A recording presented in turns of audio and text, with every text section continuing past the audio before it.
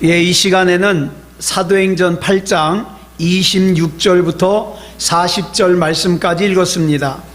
오늘은 사도행전 37번째 시간으로 부제목은 예수 그리스도의 길을 따르는 사람입니다. 예수 그리스도의 길을 따르는 사람. 우리는 지난 시간에 사마리아에 살고 있던 시몬이라고 하는 마술사를, 이 마술사가 베드로가 기도해서 받는 성령을 돈을 주고 살려고 그랬다가 베드로가 책망했다 그랬죠. 그 돈과 함께 네가 망할 거다, 이렇게 책망했다 그랬어요. 그런데 이 베드로는 마술사를 책망만 한 것이 아니에요. 본문에는 마술사 시몬을 향한 베드로의 사랑의 권면도 기록되어 있습니다.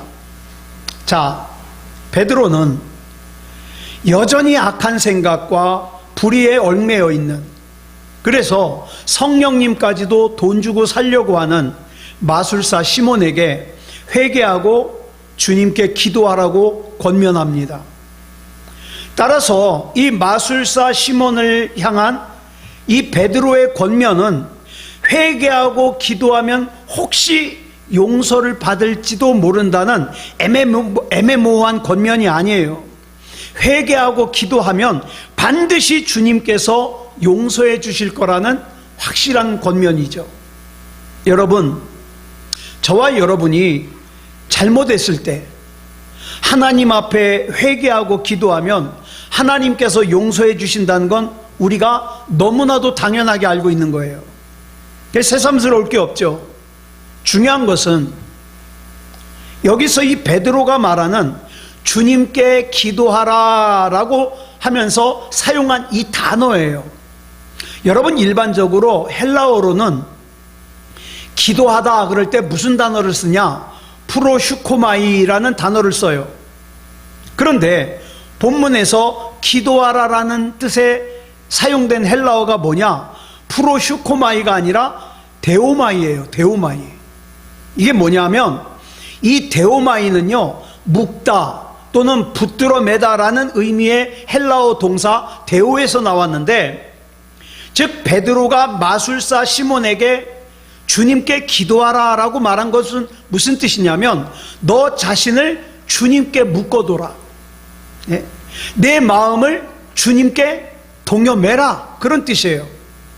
그래서 너를 세상의 돈이 흔들지 못하도록, 세상의 재미가 흔들지 못하도록 주님께 너를 붙들어 매라, 그런 뜻이에요. 그러면 이 단어를 베드로가 처음 사용했냐? 아니요.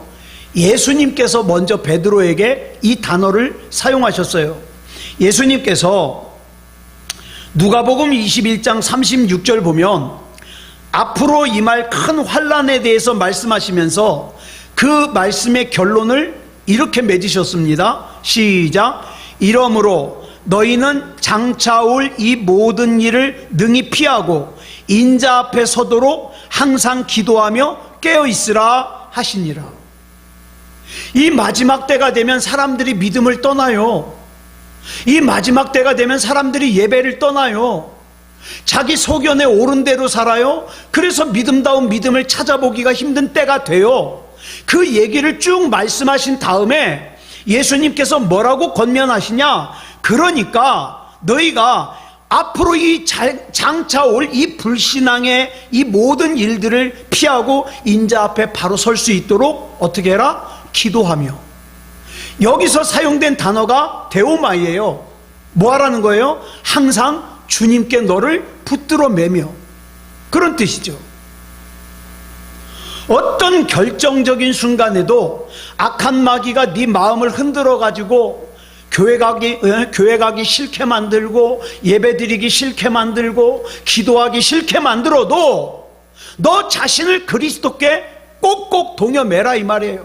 악한 마귀가 그런 거 이용해서 너를 흔들지 못하도록 꼭꼭 동여매라.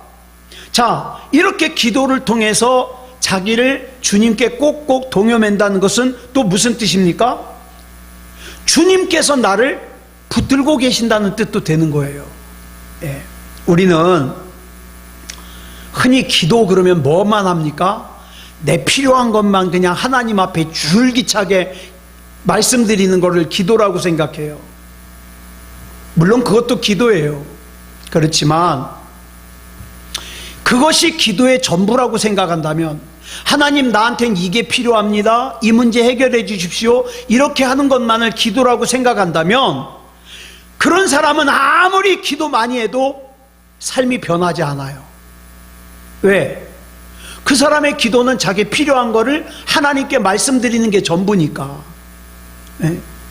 여러분, 평생 내가 원하는 거, 내가 바라는 거, 내가 소원하는 걸 갖다가 하나님 앞에 말씀드리는 기도만 하는 사람이 어떻게 자기의 삶을 온전하고 거룩하고 성숙하게 바꾸겠습니까? 예. 어찌 그것이 우리 주님께서 저와 여러분에게 요구하시는 데오마이겠어요? 즉, 나의 마음을 주님께 붙들어 매는 거겠어요. 나의 마음을 주님께 붙들어 맨 사람은 어떡합니까? 내가 원하는 거를 갖다가 하나님 앞에 말씀드리는 걸로 끝나는 게 아니라 주님의 마음으로 내가 세상을 보는 거예요. 주님의 마음으로 내가 사람을 보는 거예요. 이런 기도를 통하여 우리는 옛 삶에서 탈피해서 결정적인 순간에도 어떻습니까? 그리스도인다운 결정을 할 수 있는 거예요. 이것이 베드로가 마술사 시몬에게 데오마이 하라고 권면한 이유예요. 그런데 이 얘기를 들은 이 마술사 시몬이 어떻게 했는가? 본문 24절에 그 결과를 기록하고 있어요. 같이 읽겠습니다. 시작. 시몬이 대답하여 이르되 나를 위하여 주께 기도하여 말한 것이 하나도 내게 임하지 않게 하소서 하니라. 마술사 시몬은 자기 스스로 하나님 앞에 기도해서 자기 마음을 주님 앞에 동여매는 대신에 사도들에게 부탁하는 거예요. 나 대신 좀 나를 위해서 기도해 줘가지고 내가 데오마이 할 수 있도록 기도 좀 해달라. 잘못됐죠? 왜? 물론 위대한 사도가 나를 위해서 대신 기도해 준다는 건 참 대단한 일이에요. 저 목사님이, 장로님이, 권사님이 나를 위해서 기도해 준다는 건 정말 대단한 일이에요. 좋은 일이에요. 그렇지만 여러분, 다른 사람이 나를 위해서 기도한다고 해서 내 마음이 저절로 주님께 동요매지는 게 아니에요. 내가 비록 기도를 서툴게 한다 할지라도 내가 하나님 앞에 내 마음을 쏟아놓고 내가 하나님 앞에 진지하게 기도할 때에 내 마음을 주님께 동요맬 수 있는 거예요. 그렇지 않은 사람은 주님께 내 마음을 동요매는 거에는 관심이 없고 어떡합니까? 어떻게든지 하나님을 이용해 가지고 내가 필요한 거 가지고 내 소원을 이루는 일에, 그런 일에만 집중한다 이 말이죠. 자, 사도들이, 자, 이게 중요한 거예요. 마술사 시몬에게 자기의 마음을 주님께 동요매야 된다는 필요성은 얘기해 줄 수 있어요. 그죠? 마음을 주님께 동요매야 된다는 필요성은 얘기해 줄 수 있지만 실제로 그 마음을 주님께 동요매는 것은 누가 해야 될 일이에요? 자기가 해야 돼요. 아무리 수십 년 교회를 다니고 아무리 수십 년 설교를 듣고 아무리 수십 년 신앙생활이라는 걸 했다 할지라도 내가 하나님 앞에 내 마음을 동요맬 생각이 없다? 그 사람은 하나님 앞에 마음을 동요맬 수가 없는 거예요. 만약에 이 마술사 시몬이 베드로의 권면을 받아들여서 기도를 통해서 자기를 주님께 동요매는 그런 일들을 시작했다면 그 이후에 마술사 시몬의 삶은 향기로워졌을 거예요. 하나님 앞에서 존귀해졌을 거예요. 하나님의 능력을 돈으로 사려고 했던 그 성품마저도 그리스도 안에서 변화됐을 거예요. 그런데 사도들이 대신 기도해 주기를 바랐던 시몬에 대하여 성경은 더 이상 기록하고 있지 않아요. 예. 왜냐하면 굳이 기록할 필요가 없어요. 둘 중 하나잖아요. 마음을 주님께 동요맸다면 변화됐을 것이요, 마음을 주님께 동요매지 않았다면 비록 교회에 다닌다 할지라도 어떻게 해요? 성령을 돈으로 살려고 하는, 나의 옛사람의 생각대로 내 삶을 살려고 하는 그런 잘못을 계속 범하며 살 거 아니에요. 둘 중에 하나라 이 말이에요. 사랑하는 여러분, 저와 여러분도 마찬가지예요. 누군가 나를 위해서 기도해 주는 거 좋은 일이에요. 그렇지만 나의 마음을 주님께 동여매는 것은 누가 해야 될 일입니까? 내가 해야 될 일이에요. 난 주님이 아니면 안 됩니다. 나는 주님이 소중합니다. 주님께 내 마음을 동여매는 것은 내가 해야 된다 이 말이에요. 자, 이제 본문 26절을 보면 주의 사자가, 성령님이 사마리아에 있는 빌립에게 남쪽으로 내려가다가 광야길로 가라고 명령을 해요. 여러분, 이 명령을 하는 주의 사자가 누굽니까? 삼위일체 하나님이신 성령님이에요. 여러분, 우리가 반드시 알아야 될 것이 있어요. 내가 생각하기에 이건 분명히 옳아, 이렇게 행동하는 것은 분명히 옳아, 이건 선이야, 이렇게 생각했던 것도 하나님이 보시기에는 악일 수 있어요. 그렇기 때문에 우리는 반드시 성령님의 인도하심을 받아야 돼요. 내가 지금 이걸 가는 것이 성령님의 뜻인가 아닌가?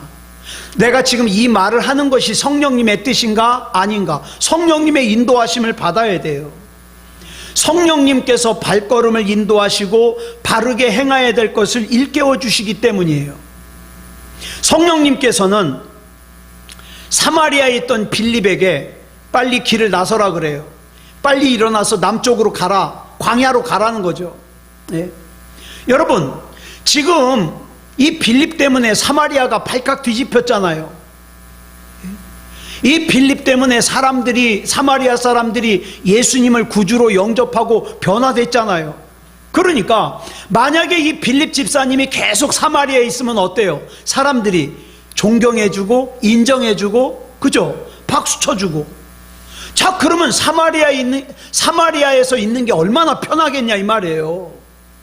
또 다른 데 가면은 막 안 받아들이고 핍박하고 그럴 텐데, 그런데 성령께서는 빌립으로 하여금 안락한 삶이 보장되어 있는 사마리아를 떠나서 아무것도 없는 광야, 사막으로 가라는 거예요.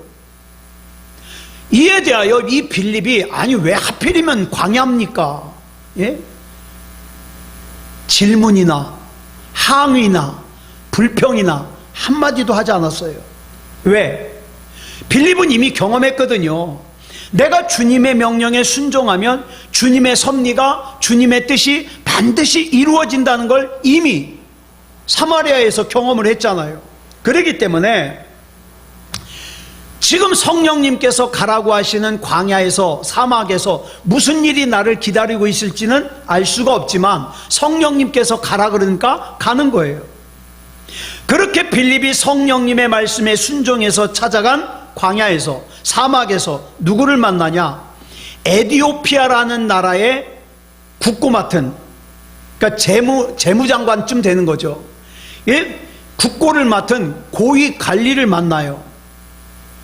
이 사람은 아프리카 사람이에요. 그러니까 이방인이죠. 다시 말해서 이 빌립은 자기도 모르는 사이에 예수님을 제외하고 기독교 역사상 처음으로 사마리아 사람에게 복음을 전한 사람이 됐고, 또 아프리카 사람에게 최초로 복음을 전하는 사람이 된 거예요. 자, 그런데 본문 27절을 볼까요? 뭐라고 시작하느냐? 줄친 것만 시작. 일어나 가서 보니. 여러분, 여기서 이 보니로 번역된 헬라어가 이두예요.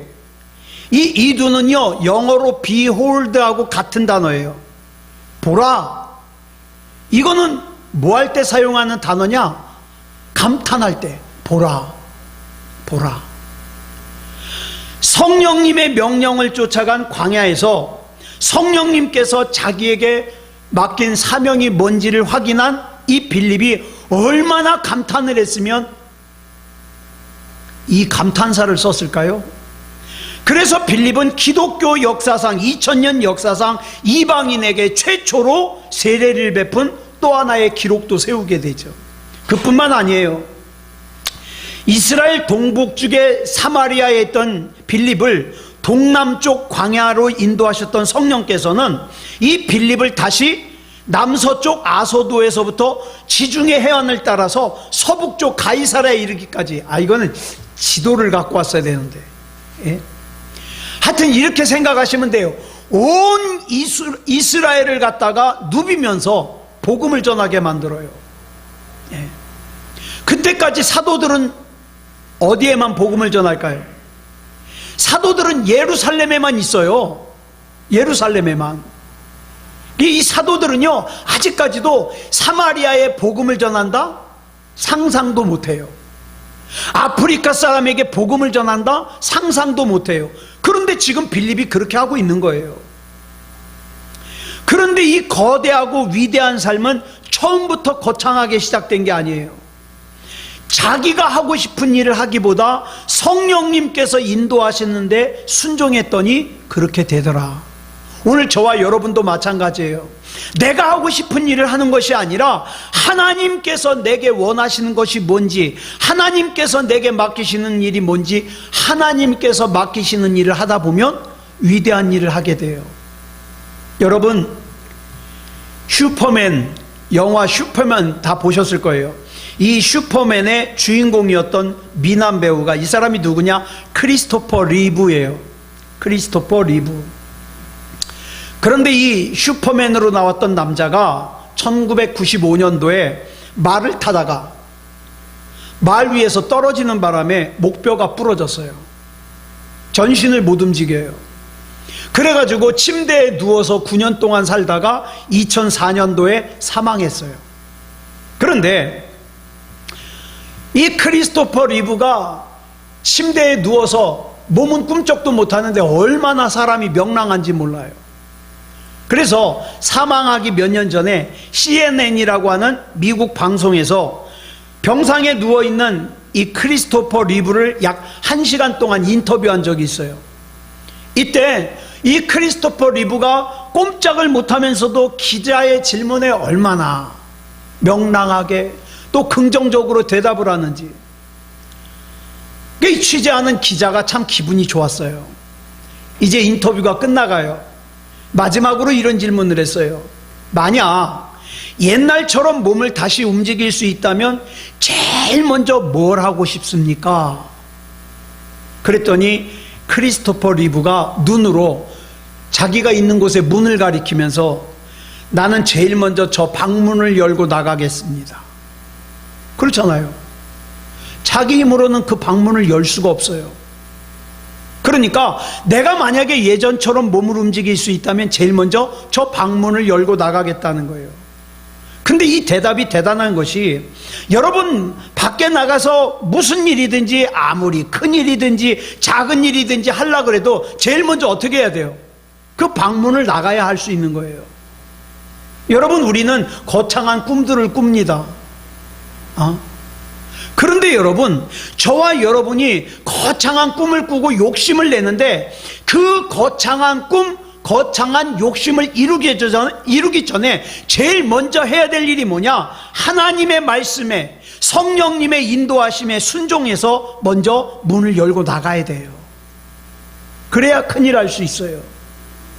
그러면 그 문 밖에 누가 기다리고 계십니까? 성령님께서 기다리셔요. 그러면 성령님이 인도하시는 대로 살면 되는 거예요. 자, 이렇게 해서 이제 사도행전 8장이 마무리가 돼요. 자, 이제 사도행전 9장으로 넘어가는데, 사도행전 9장 1절을 보면 우리말 성경에는 빠져 있는데 9장 1절 맨 앞에 헬라어 성경을 보면 뭐가 나와 있냐면 그러나 라는 뜻을 가진 헬라어 접속사 대가 붙어 있어요. 대. 다시 말해서 사도행전 8장에 나왔던 얘기와 반대되는 내용이 9장에 설명되고 있는 거예요. 그래서 그러나 이렇게 설명하는 거죠. 다시 말씀드리면 사도행전 8장에서 빌립 집사라는 사람이 사마리아에서 또 광야에서 하나님 앞에 참 큰 일을 감당하는 그 일을 했는데, 그런데 9장에는 그와 반대되는 얘기가 나온다 이 말이에요. 자, 자, 그래서 보세요. 빌립이 그렇게 2000년 교회 역사상 최초로 사마리아 성을 복음화시키고 이방인인 아프리카 에디오피아 내시에게 세례를 베풀었는데, 빌립이 그렇게 위대한 전도자의 길을 걷고 있던 그 순간에 사울이라고 하는 청년, 나중에 사도 바울이 되죠. 사울이라고 하는 청년은 뭐하고 있었냐 이 말이에요. 1절에 보니까 뭐라고 합니까? 여전히 박해자의 길을 걷고 있어요. 그러니까 이런 청년 사울과 대조하기 위해서 1절에 맨 앞에 뭐라고 쓴 거예요? 그러나를 쓴 거예요. 사울은 그리스도인들에 대해서 여전히 위협과 살기가 등등했습니다. 예? 여러분, 이 말이 굉장히 중요한 것이, 사울이 그리스도인들에 대하여 여전히 살기가 등등했다는 것은, 자, 스데반이 돌에 맞아 순교할 때에 그 옆에 사울이 있었잖아요. 그때는 이 사울이 어떻게 해요? 구경만 하고 있었어요. 스데반 집사님에게 돌을 던지는 사람이 맡긴 겉옷만 지키고 있었어요. 그런데 그 이후 여전히 위협과 살기가 등등했다는 것은, 그 이후 교회를 잔멸하는 과정에서 이전까지는 자기 손으로 직접 그리스도인을 죽이지는 않았는데, 그 이후에는 자기 손으로 직접 그리스도인들을 돌로 쳐서 죽이기도 했다는 뜻이에요. 이미 사람을 죽인 사람이 여전히 살기가 등등해서 죽일 사람을 찾고 있어요. 그러니 그 청년 사울의 얼굴을 한번 상상해 보세요. 짐승 같지 않겠어요? 야수 같지 않겠어요? 그의 살기가 얼마나 등등했는지, 자, 9장 1절부터 2절까지 보겠습니다. 시작. 사울이 주의 제자들에 대하여 여전히 위협과 살기가 등등하여 대제사장에게 가서 다메섹 여러 회당에 가져갈 공문을 청하니, 이는 만일 그 도를 따르는 사람을 만나면 남녀를 막론하고 결박하여 예루살렘으로 잡아오려 함이라. 여러분, 예루살렘에서 다메섹은요 213km가 떨어져 있어요. 지금은 자가용이나 있죠. 고속도로나 뚫려 있죠. 여러분, 걸어서 이 213km를 가가지고 잡아온다? 이건 굉장히 힘든 일이에요. 그것도 이 길은요 사막이에요. 사막을 213km를 지나가야 돼요. 왜 그 고생을 합니까? 이유는 한 가지, 예수 믿는 사람들 박해하려고, 핍박하려고. 여러분, 2000년 전 로마 제국에 속해 있던 이 다메섹이라는 곳에는요, 기록에 의하면 약 유대인이 4만 명이 살고 있었답니다. 그런데 4만 명이 살고 있는데 이곳에 회당이 30여 개가 있었대요. 회당은 뭡니까? 이스라엘 사람들이 예루살렘까지 가기가 힘드니까 자기가 있는 곳에 회당을 만들어서 거기서 대신 어떻게 해요? 예루살렘 성전에 못 가는 대신 거기서 신앙생활 하는 거예요.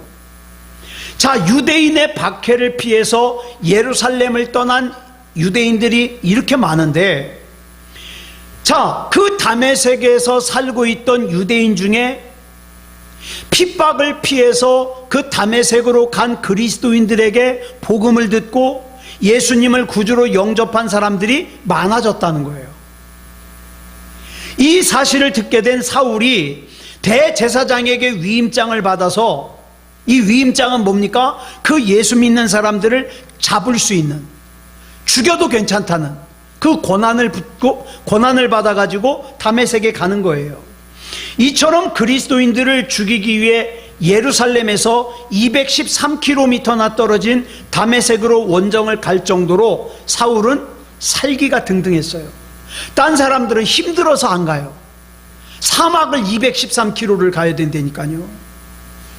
자, 이 당시 단지 예수님을 믿는다는 이유만으로 박해를 당해요, 돌에 맞아 죽어요, 삶의 터전에서 쫓겨나요, 추방돼요, 그 다음에 자기 가지고 있는 재산을 전부 다 빼앗겨요. 그래가지고 그 박해를 피해가지고 멀리 213km나 떨어져 있는 다메섹으로 도망을 갔는데 거기까지 쫓아오는 거예요. 잡으려고. 그러니까 이 당시에 예수 믿는 사람들이 예수님을 믿는다는 건 뭡니까? 자기 목숨을 내놓는 일이에요. 중요한 것은 초대교회 교인들은 그런 상황 속에서도 신앙을 지켰다 이 말이에요. 지금은 우리는 지금 너무 좋은 때를 살고 있어요. 그런데 너무 좋은 때를 살다 보니까 오히려 신앙생활이 무뎌지는 거예요. 자, 본문 1절을 보면 이 당시에 예수 믿는 그리스도인들을 뭐라고 불러요? 주의 제자들이라고 불러요. 여기서 제자를 가리키는 헬라어가 뭐냐? 마데테스예요. 이 마데테스라는 단어는 어디에서 왔느냐? 헬라어 동사 만다노에서 나왔는데 이 만다노가 무슨 뜻이냐? 배우다라는 뜻이에요. 그래서 이 제자는 뭐냐? 가르침을 받는 사람이라는 뜻이에요. 가령 학생이 선생님과의 관계를 얘기할 때 뭐라고 얘기합니까? 나는 아무개 선생님의 제자입니다. 이렇게 얘기를 해요. 그런데 여러분, 세상이 말하는 제자와 성경이 말하는 제자는 글자는 같지만 의미가 달라요. 예? 학생이 어떤 선생님의 제자라 그래서 그 선생님의 삶까지 본받진 않아요. 그죠? 그 선생님한테 뭐만 받아요? 지식만 배우는 거예요. 세상의 제자는 스승으로부터 자기 필요한 지식만 받으면 되는 거예요. 그래서 이 세상의 스승 중에는 지식은 제자보다 많을지라도 도덕적으로나 윤리적으로나 제자보다 더 훨씬 못한 사람도 있을 수 있겠죠.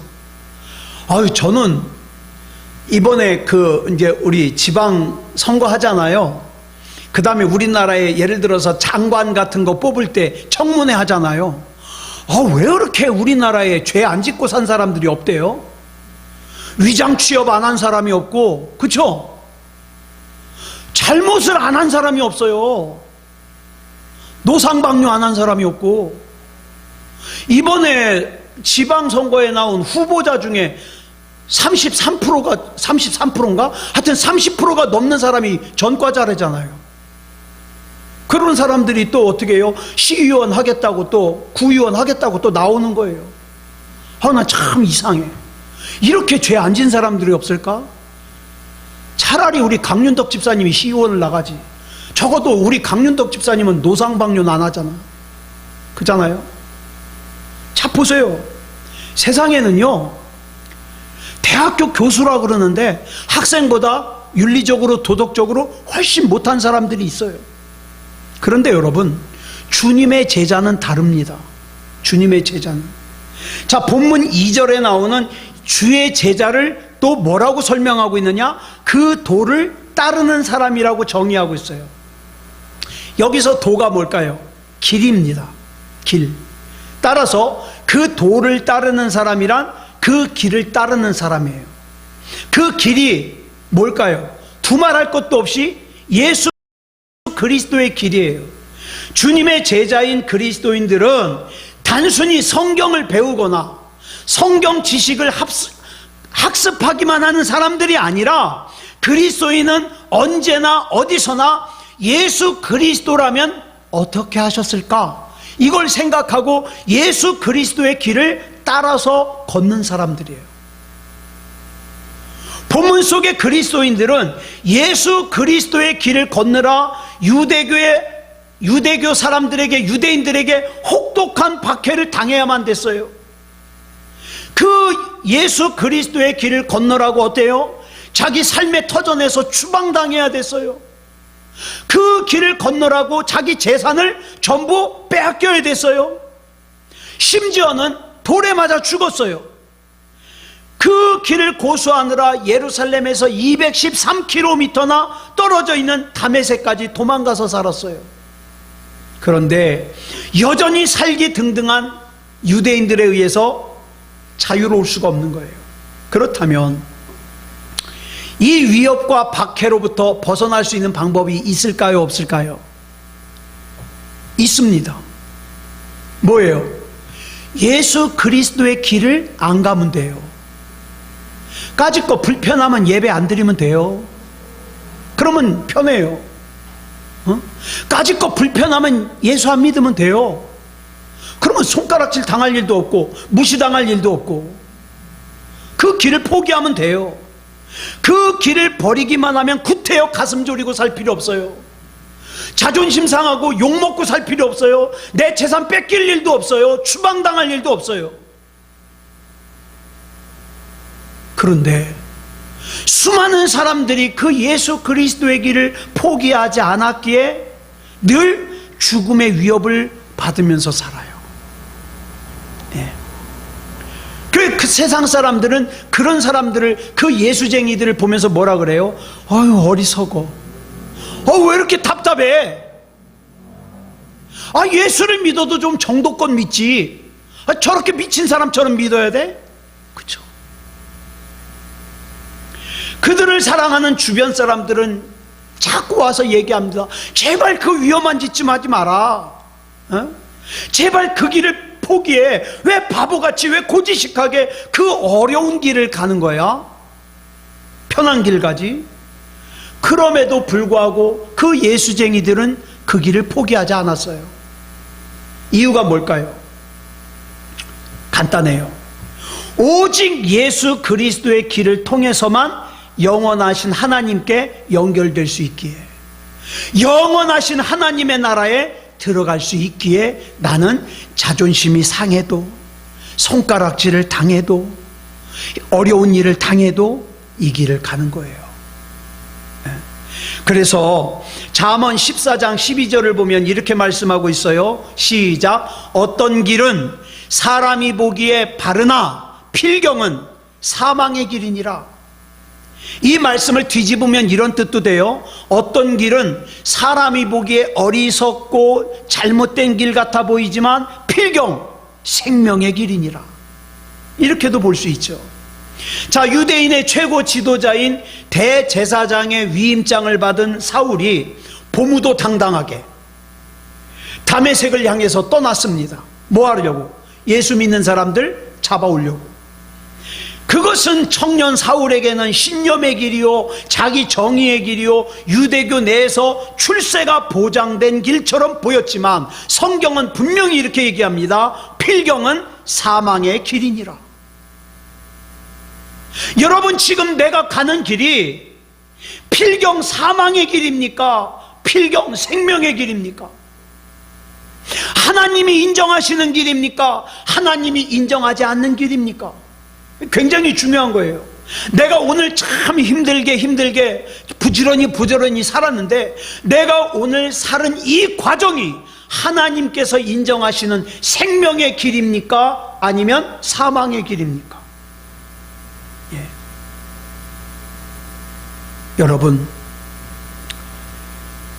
죽음의 길에서 주님의 부르심을 받은 이후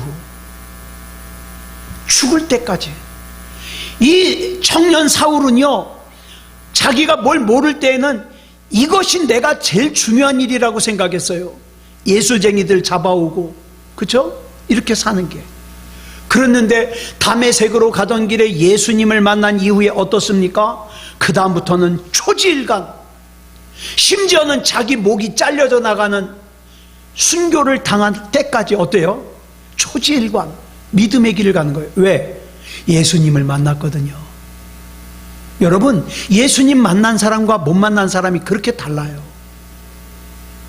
예수님을 못 만난 사람은요, 아무것도 아닌 일로 믿음을 떠납니다.